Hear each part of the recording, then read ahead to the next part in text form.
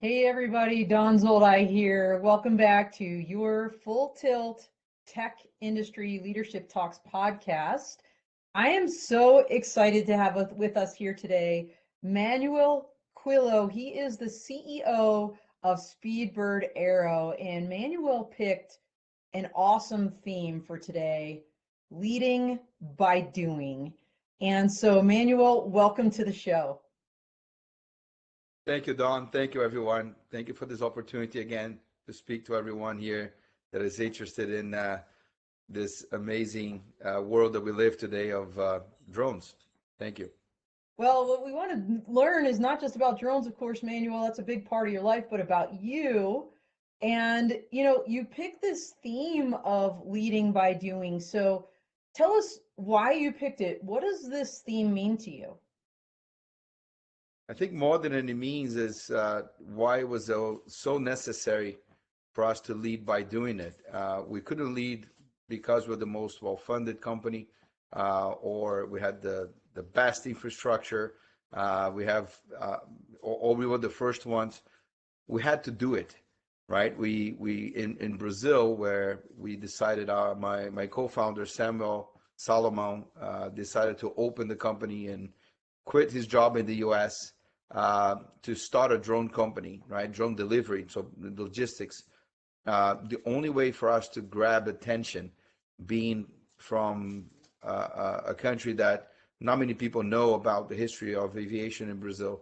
So we had to do it. We had to go and say, this can be done. This is how we can do it. This is how we are able to break some of the skepticism about drone delivery, about logistics with unmanned, uncrewed airplane. So we were able to demonstrate in every step of our history since 2018 until today, we had to do it first. And then we got the first contract, and then we get the first investment, and then we do a little bit more, and then we get invited to fly in Israel, as I'm doing today, and have to show it and have to do it again. We don't come here to sit in the round table and discuss the future of drones delivery and everything else. We came here to do it. We leave, other people sit and discuss how things are supposed to be done, but we come here to do it. And I know you just accomplished the very first ever drone flight from an airport in Israel. And Manuel, you've been leading by doing from the very beginning. And you've got some great family, some great mentors along the way that inspired you to do these things. So let's go way back in time and let's start in the beginning, kind of your personal origin story. And I know we've got some great photos here that I would love to pop up. So tell us a little bit about your background. I think we're now seeing a picture of your family here. Tell us a little bit about this. Well, yeah, that's my mom there. My dad is actually taking the picture, so he's not there in that particular one. But we are in the south of Brazil, beautiful place called Iguaçu Falls. We already sons of immigrants. My grandparents immigrated from Portugal, so I'm used to being an immigrant as well, in Brazil, and then back in the U.S., and then now back in Brazil. So people think I'm American now because I spent 25 years there. So I think that picture shows that we are always moving around, um, with the family that we have. It doesn't matter where we are. They're always family, and they support you. So that's what I carry with me. And I see your mom and dad here at the lower picture. And then there's this newspaper clip with an airplane and a bunch of gentlemen. Tell us a little bit about this and kind of the richness of your history in aviation. Exactly. And my connection to aviation is not directly. I'm not an aviator, and I wish I was actually. But my family has always been connected somehow. As a family of immigrants in Brazil, we helped sponsor the first, the South Atlantic night flight, the first South Atlantic night flight in history from Europe to South America was done in that particular newspaper article. There was actually my family that helped welcome the Portuguese aircraft that came in, and the aviators, and support them. So also they recorded it. We have video in 1927 of this beautiful hydroplane landing in the first, the navigated by the stars, So it was a breakthrough. And my grandfather, after 50, 60 years, found this roll of tape, uh, converted it into VHS at that time, and actually went back to Portugal to present to his homeland and the Portuguese Air Force, which is gave him, the notoriety, and said, "Wow, this is great gift to the nation to show the one's his spirit of disruption." Right? Let's remember there were no flights until then from Europe to Brazil or to the southern hemisphere. That's unbelievable. So right away we're seeing why it makes sense that you picked this theme of leading by doing, because your family was doing that and you're watching this occur throughout your childhood. That is so cool. Let's talk a little bit about your education, because so many different things form who we are, our family, the education that we have. So tell us a little bit about that path and that journey for your education. Well, I was very lucky to be born in a family with highly educated professionals. My parents are physicians. So they studied a lot. They value education. There were sons and daughters of immigrants, but also they came to Brazil during the hard time in Portugal. So we actually learned the way of hardworking, right? Focus on education, do the best you can, whether you're a doctor or engineer, it doesn't matter. They never told me what to do. They just said, whatever you do, try to do it well, try, do it honestly and enjoy what you're doing. So I had a very well-rounded education. I was a tennis player most of my life due to my grandfather that was a tennis buff. So he, made sure that everybody played tennis, and I loved it. And with that, I was able to go to the U.S. when I was 17 from Brazil and get, notoriety in high school, winning state championship, and then getting a scholarship to college, which allowed me to stay, for 4 more years. And I graduated. Then I was actually hired right away by none the less but a telemedicine company, but a telemedicine for aviation, a company called Manoel. Wow. Still today, they do. And Joan Garrett was one of my mentors as well. She's inducted to the Aviation Hall of Fame in the U.S.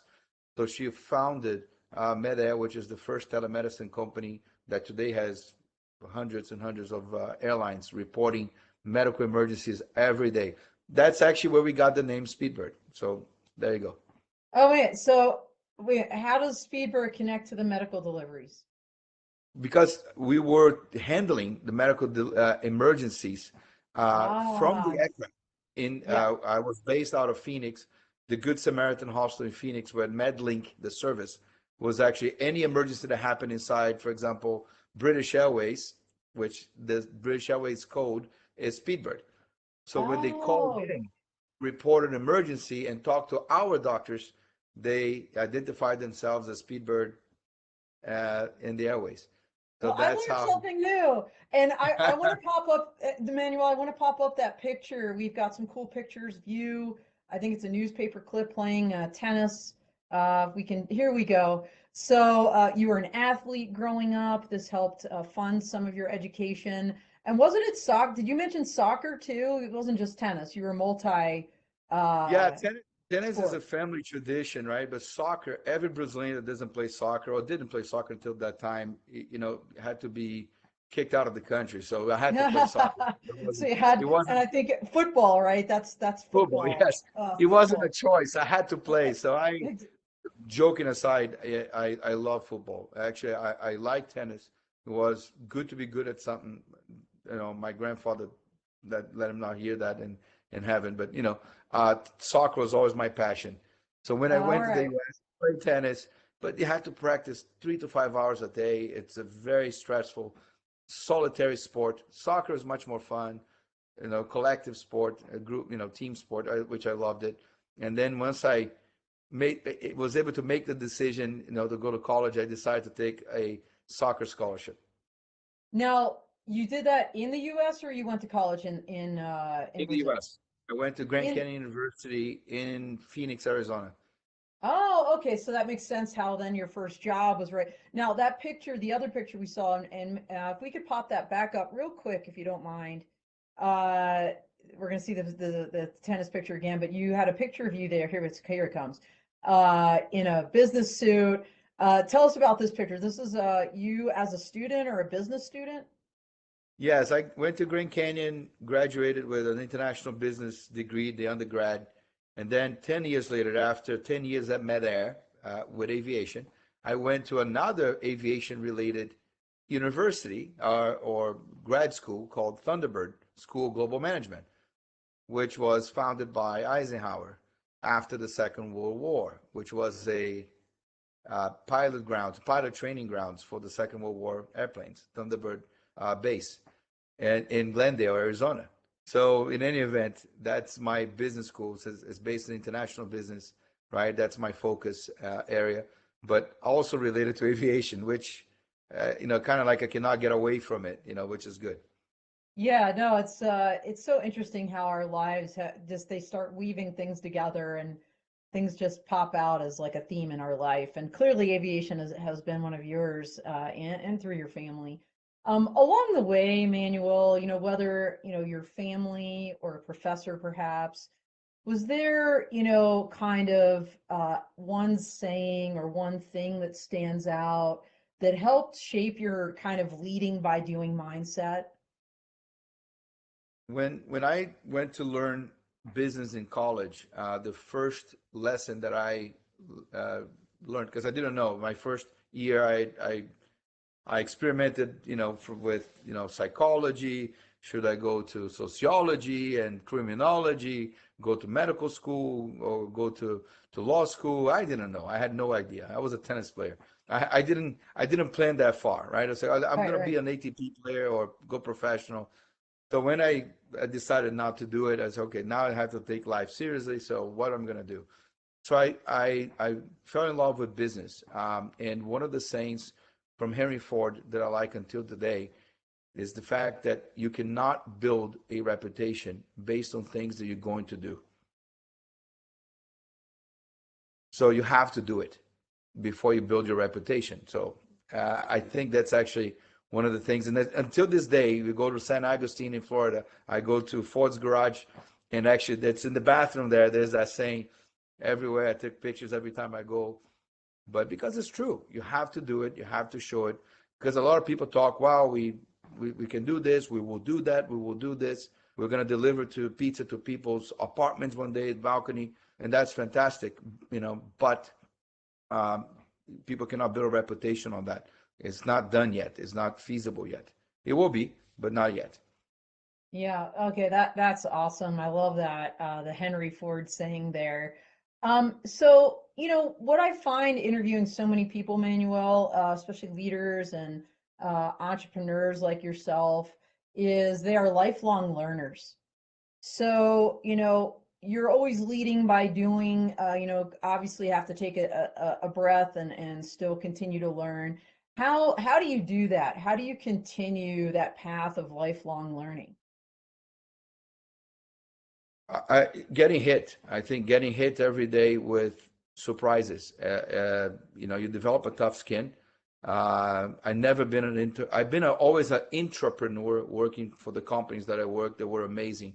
I was very lucky to be part of very disruptive organizations and unique organizations. Never money was never the final objective. It was the mission. And I think when you have a mission in place, things can knock you out pretty hard, but you have to stand up and dust it off and move on and continue. So I think that's the biggest lesson done every day is that we get hit from every angle that possibly can come, from regulations. When regulations go favorably, the technology, and then we had pandemic in the middle. We learned a lot, and we continue to learn. Every time we go to a different place, there are different requirements, right? So, in business, I'll just give an example on the drone side. We thought we had bad GPS in Brazil, but we always had GPS. Right. I'm sure you know that under the equator we have less satellites, right?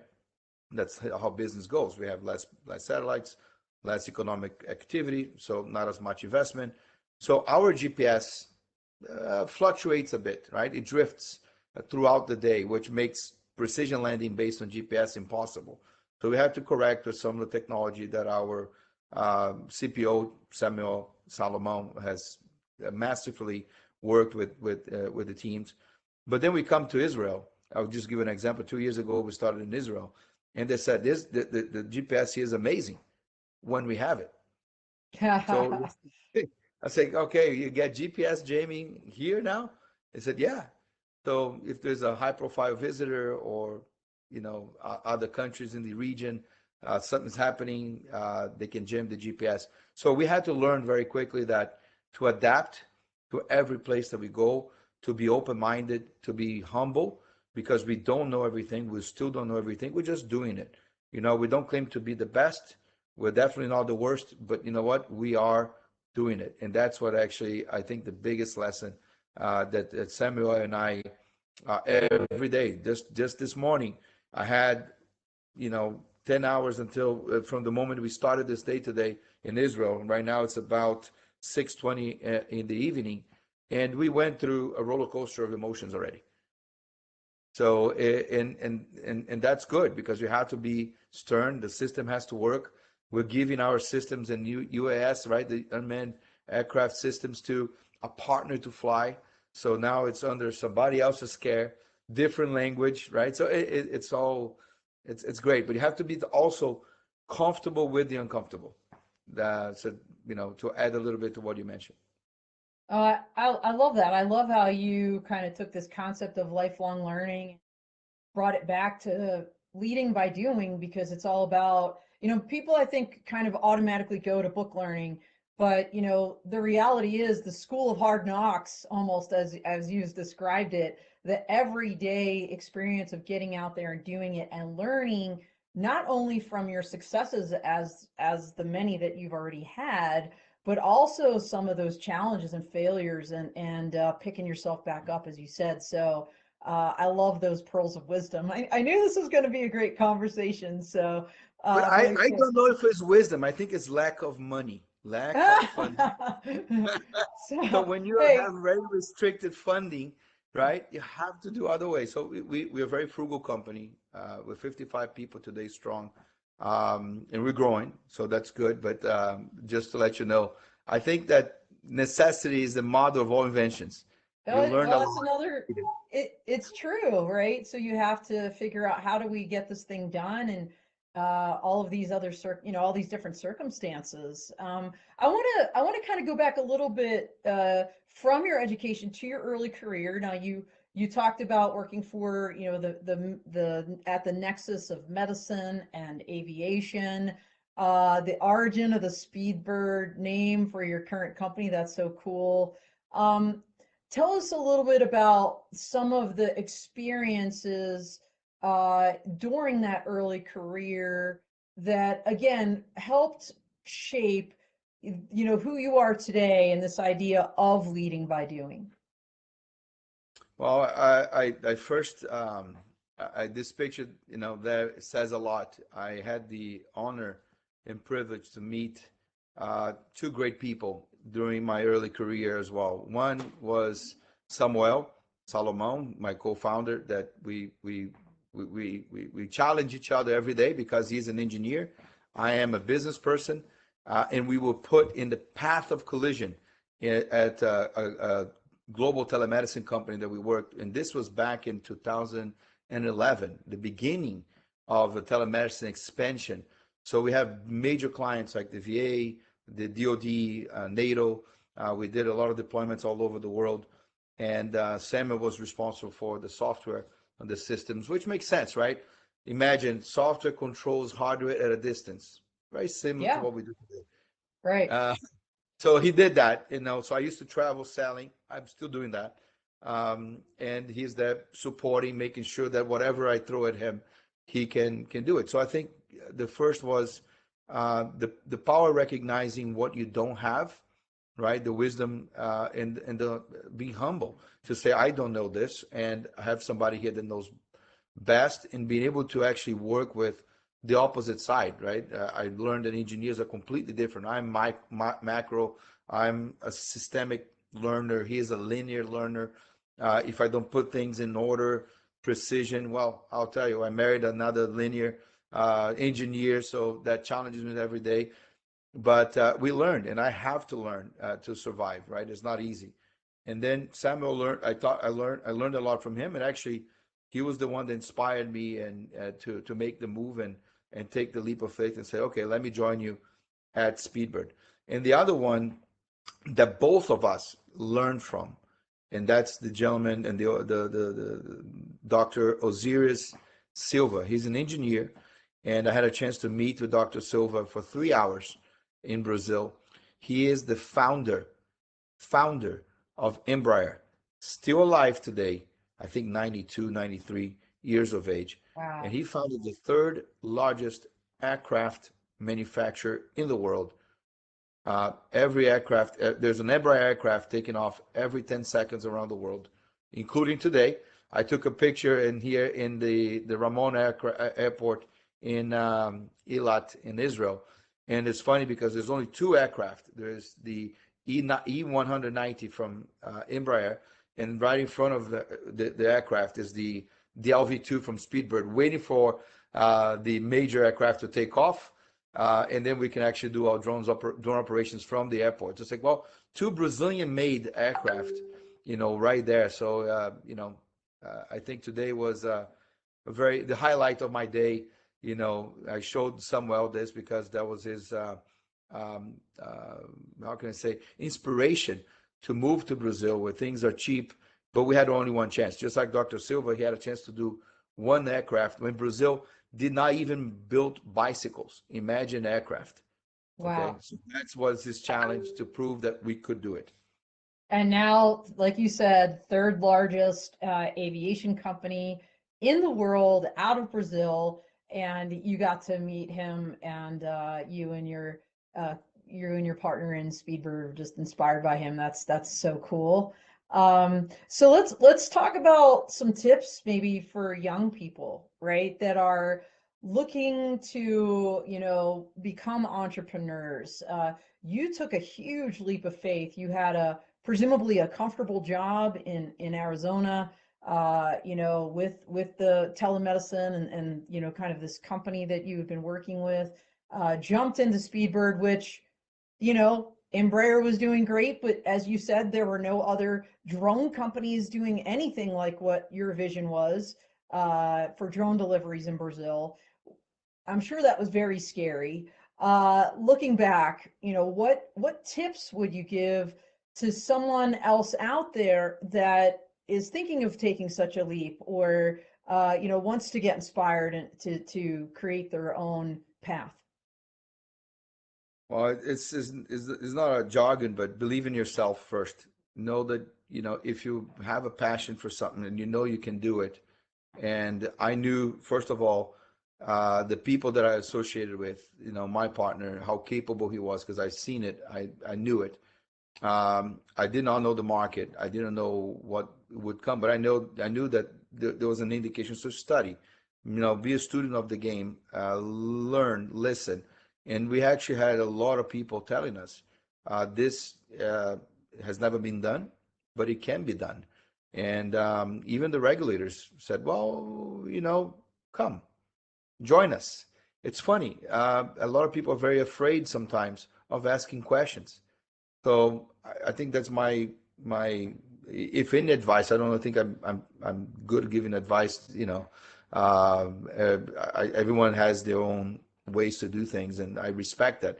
Until somebody becomes very famous, because for example, if tomorrow these drones don't function or things happen, Manuel will be just another person that said something that's silly. If it goes very well, then I'm going to become, part of this study group that, is going to listen every single word that I said, even though I didn't mean anything, or, maybe.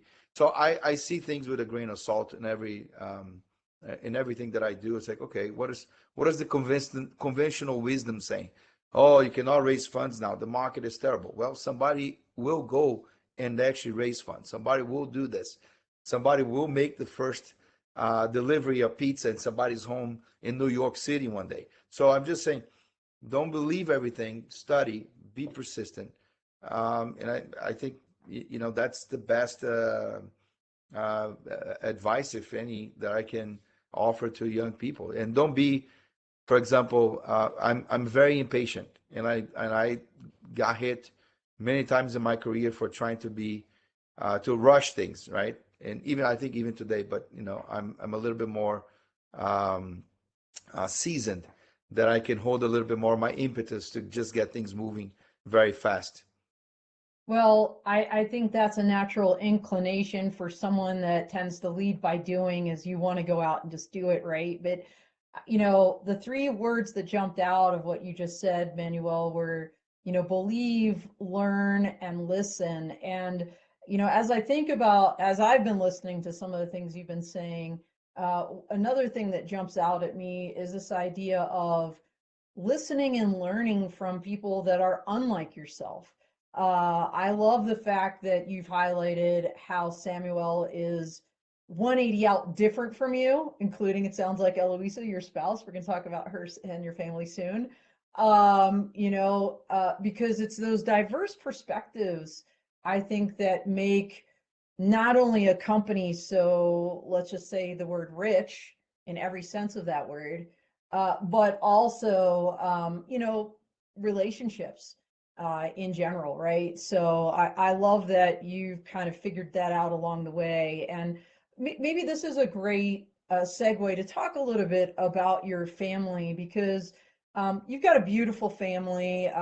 You've got an incredible wife. I think you mentioned she comes from an engineering background. I believe we have a picture here. So tell us a little bit about Eloisa, and then we'll talk about your family here as well. Here she is. She looks so happy holding that Speedbird like delivery box, and there's one of your drones in the background. Which one is this?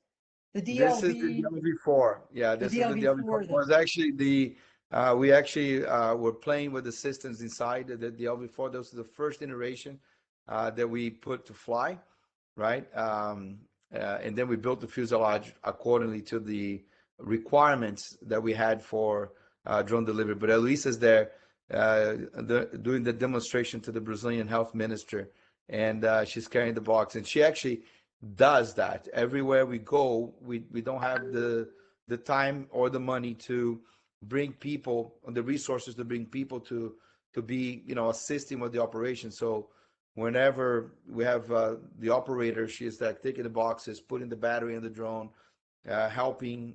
Today was one of them. Everywhere we go together. But her importance to my life and Speedbird was that she was the first one that, when I didn't believe in me, she did.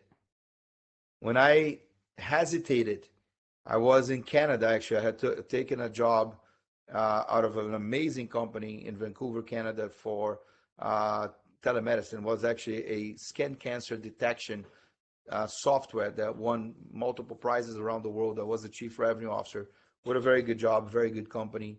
Another startup, disruptive, that was actually doing a very noble thing and continues to do, which is identifying skin cancer in populations around the world. And Eloisa said, your company is not going to get funded until you are in Brazil. You need to go. And I was like, well, that's hard. I have 4 kids. My kids, are in the US, and they need to be fed. They need to be, I said, it's all excuses. We'll figure it out. Let's go.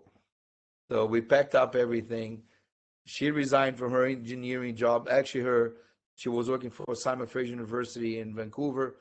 Good job as well. Left everything.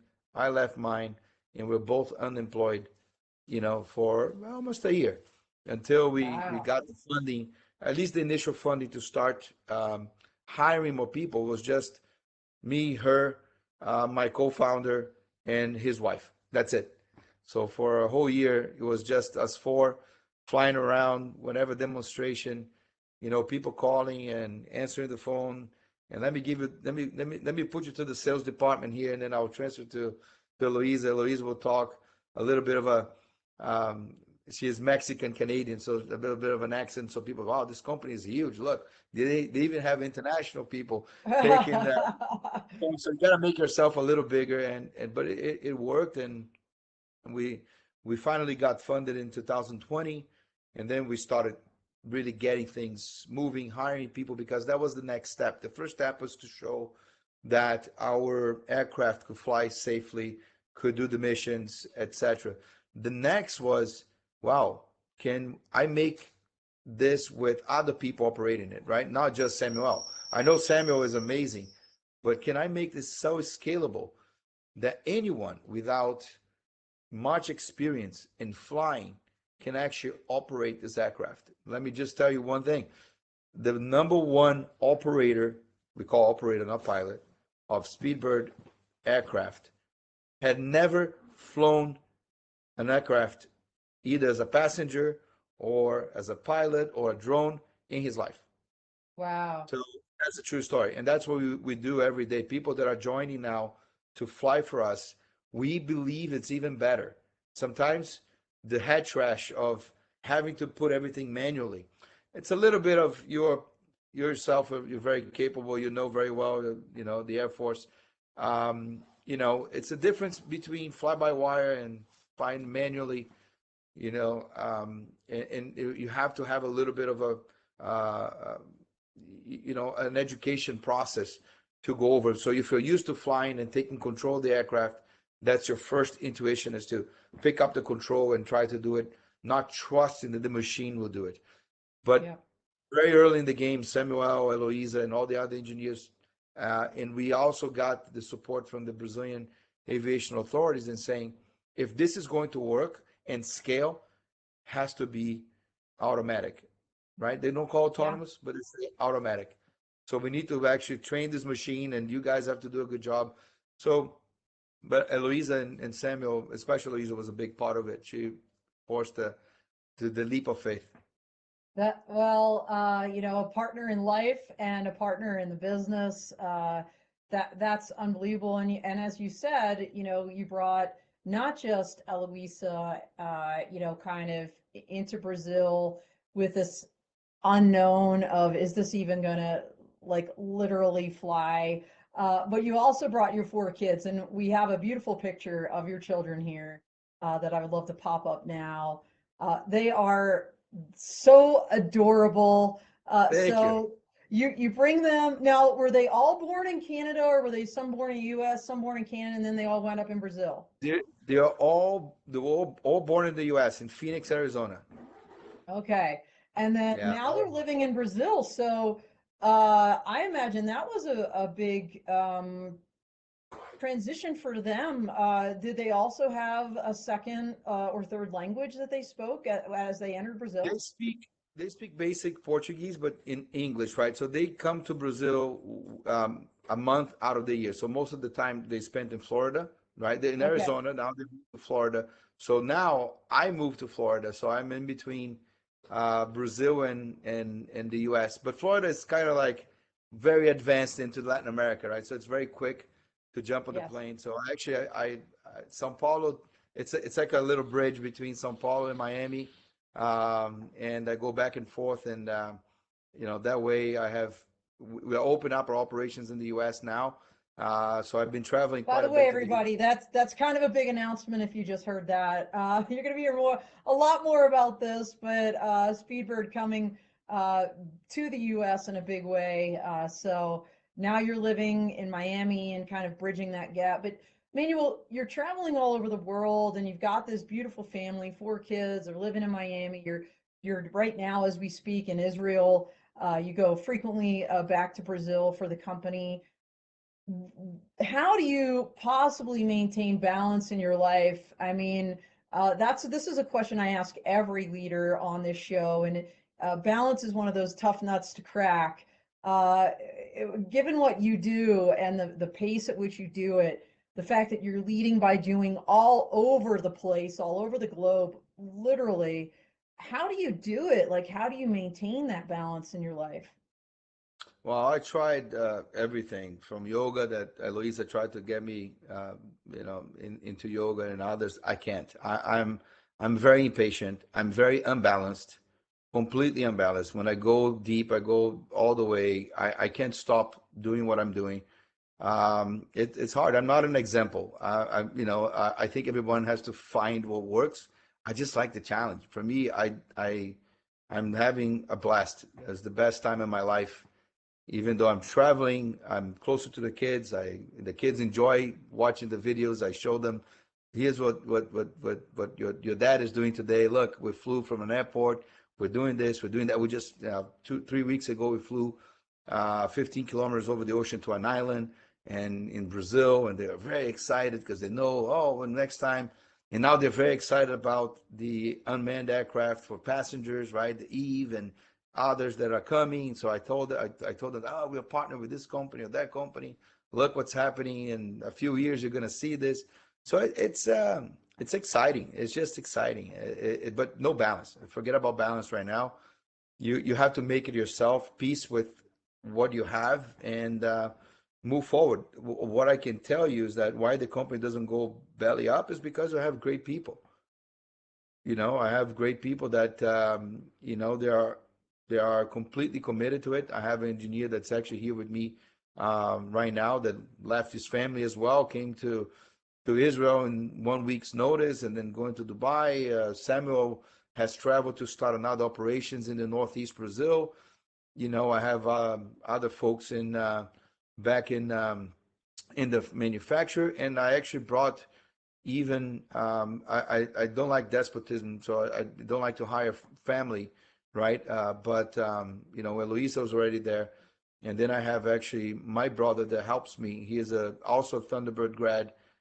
So when I looked at who's going to take care of our very pragmatic, finances, there's only one person, and I actually hired my brother with the blessing of our board, which was very strict, and they said, yeah, he's the best. So I have full commitment, full commitment. It's more than just a company. Is Everyone is very excited about our mission, and I think that makes it easier.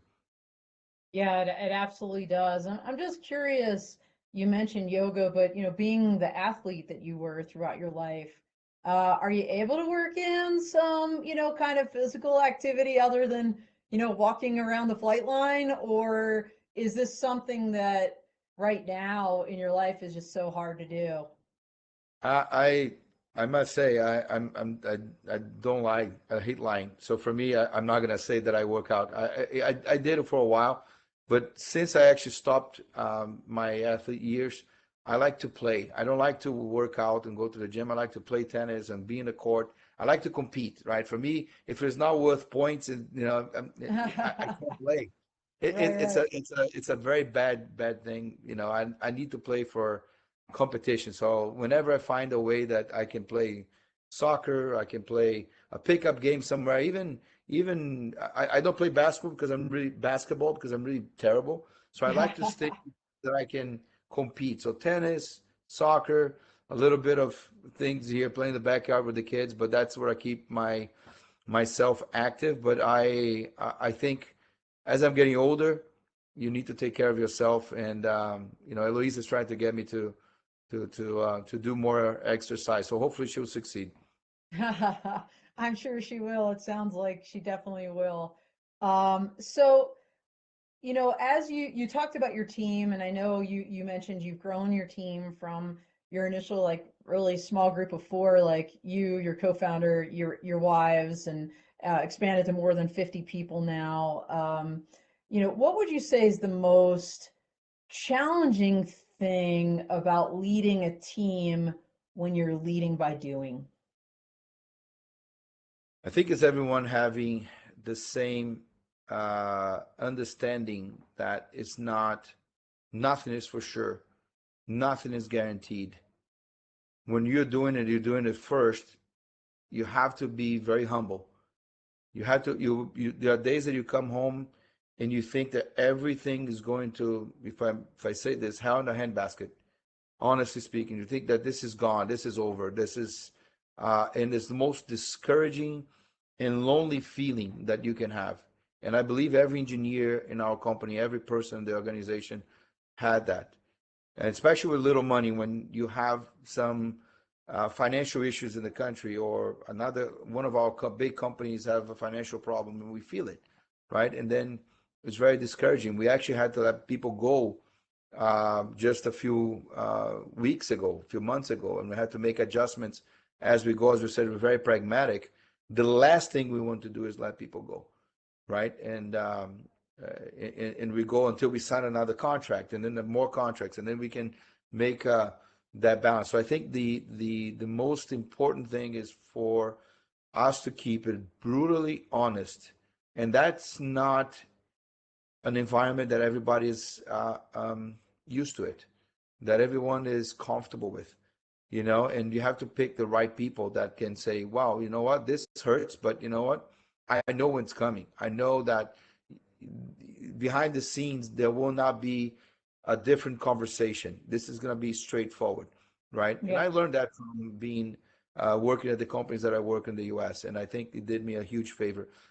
Brazilian business ethics are a little bit different, right? The way we do business in Brazil, I have a little bit of that, but most of my education, most of my career since I was 17 years of age is in the US. So I believe that running a company like you run in the US, in Brazil, it's a major challenge.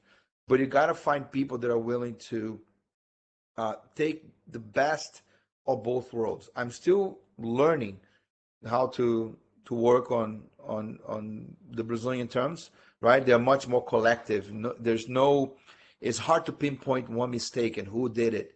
If something happens, everybody did it.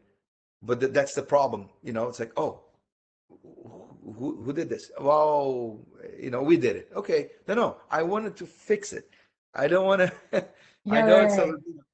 you know, it goes in circles. So there's a little bit difference in terms of the business acumen and the habits, but very capable people on both sides. We work in Israel, completely different um, business mindset as well, which is very fun because we see the mix between, you know, personally we do very well here, but they're also brutally honest, and everything they say is direct. There's no sugarcoating, and I love it. Some other people may think it's difficult. So, anyways, I think that's the fun, Don. Whoever it's up to a challenge and have fun. I see people going to the gym every day and pumping iron. It is so hard, but they do it because it's good. For Yeah. me, business is the same thing. It's like, well, if I go there and everybody tells me what I want to hear, how good I am, or how things are, how well things are going, and how this industry is going to become a $90 billion industry by 2030. I mean, we heard all that.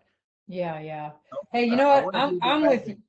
I was gonna say I'm with you. Like I'm one of those, tell it like it is, and I agree with you. Not everybody can deal with that, but I think it's important to be transparent and to be honest about what you're doing. And it sounds like you've got a lot of great people that have bought into your mission and are out there leading by doing with you. We are literally at 1 minute left, Manuel. So we're not going to end the show without my lightning round. So there's going to be like 30-second like answers here, okay? Three quick questions, okay? Number one, your favorite book. The Servant, Oh, interesting. Very cool. Number two, your hero. my grandfather. Oh, that's sweet. And number three, the one thing, one leadership tip you learned along the way that you want to pass along to others as we go. The Man in the Arena, Teddy Explain. Roosevelt. Uh, it's not the critic that counts. It's the man in the arena that takes the credit. The one that gets his face smashed to the sand, that bleeds, that stands up day after day, working, doing things. That's the credit. That's who, you know, even my team, even if they fail, at least they will know that their souls do not belong with the timid and shy souls that have never tried anything. I love it. And what a great way to end this show with Manuel Coelho from Speedbird about leading by doing. So thank you, Manuel, so much for taking this time to share your personal story and give a little bit more context about, Speedbird Aero and the culture you've created there. It's really exciting times, and we look forward to hearing more. So that's all she wrote, everybody. We are out here.